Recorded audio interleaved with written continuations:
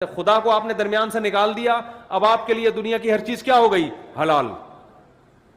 تو قرآن کہہ رہا ہے کہ اگر خدا اہل ایمان کو لڑنے کا حکم نہ دیتا تو زمین میں کوئی عبادت گاہ بھی باقی نہ رہتی.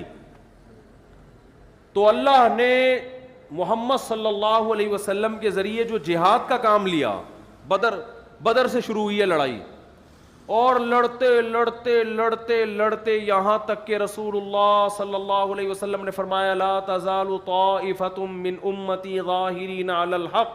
آپ نے فرمایا میری امت کی ایک جماعت ہمیشہ حق پر غالب رہے گی, یقاتلون, اور وہ ہمیشہ لڑتی رہے گی یہاں تک کہ دجال ظاہر ہو جائے.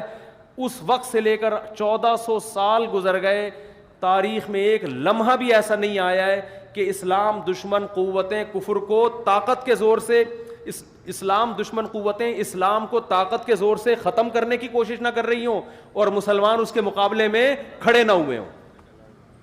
اور اسی کی لیٹسٹ مثال جو ملتی ہے افغانستان ہے.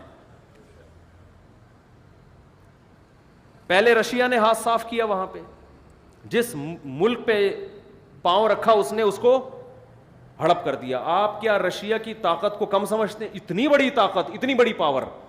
اور جس طرح سے اسلامی ملکوں کو اس نے ہڑپ کرنا شروع کیا, اس سے لگتا تھا کہ قرآن کی جو یہ آیت ہے کہ اللہ نے اس دین کو غالب رکھنا ہے قیامت تک, شاید یہ آیت صحیح نہیں ہے. کیونکہ رشیا, میں تو ان ملکوں میں جا کے میں نے اپنی آنکھوں سے دیکھا ہے, ازبکستان میں گیا, بخارا میں گیا, سمرقند میں گیا, انہوں نے بتایا کہ رشیا نے اسلام کو ختم کرنے کے لیے اتنا ظلم کیا ہے کہ اگر کسی کے وضو کا نشان بھی نظر آتا تھا اس کو فوراً قتل کر دیا جاتا تھا.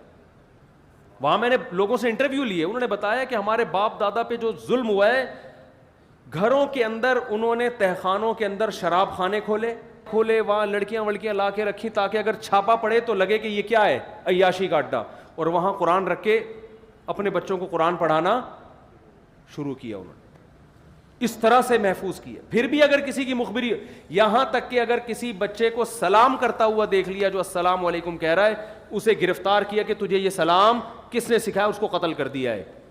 یہ جو دنیا میں آج بڑے بڑے پاورفل کنٹری بنتے ہیں نا, جو دنیا کو لبرلزم کو وہی براڈ مائنڈڈ بنو, ہر ایک کو اپنے جینے کا حق ہے, یہ جینے کا حق صرف ان کے اپنے لیے, دنیا میں اپنے علاوہ کسی اور کو یہ جینے کا حق نہیں دیتے. اس طرح سے ظلم کر کے کیا کیا ہے, اسلام کو ختم کرنے کی کوشش. اس کے بعد رشیا آیا کہاں؟ افغانستان. انتہائی غریب ملک, انتہائی پسماندہ ملک. افغانستان کی آرمی نے فوراً رشیا کے سامنے ہتھیار ڈال دی. آپ بتاؤ, اگر آپ کے ملک کی آرمی اگر سلنڈر ہو جائے تو پھر لڑنے کی طاقت کا کوئی تصور باقی بچتا ہے؟ ساری دنیا نے یقین کر لیا کہ افغانستان کو رشیا نے زیر کر لیا ہے.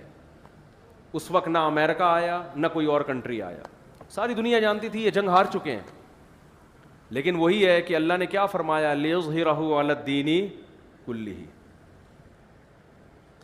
ہمیں یاد ہے افغانیوں نے, ہم تو چھوٹے بچے تھے اس وقت خبریں سنتے تھے, جو لوگ وہاں سے لڑکے آتے تھے مٹی کے گاروں سے پھینکنا شروع کیے ٹینکوں کے اوپر. 100 آدمی ٹینکوں کے سامنے آ کے کھڑے ہو جاتے تھے, شہید ہو رہے ہیں, بالآخر ایک جا کے ٹینک پہ قبضہ کر رہے ہیں. اتنی قربانیاں دی ہیں کہ 16 لاکھ تو آفیشلی یہ رپورٹ ہے, حقیقت اس سے کئی گنا. افغانوں کی پوری نسل کٹ گئی اس میں, ہر گلی میں لڑائی ہوئی, ہر محلے میں لڑائی ہوئی.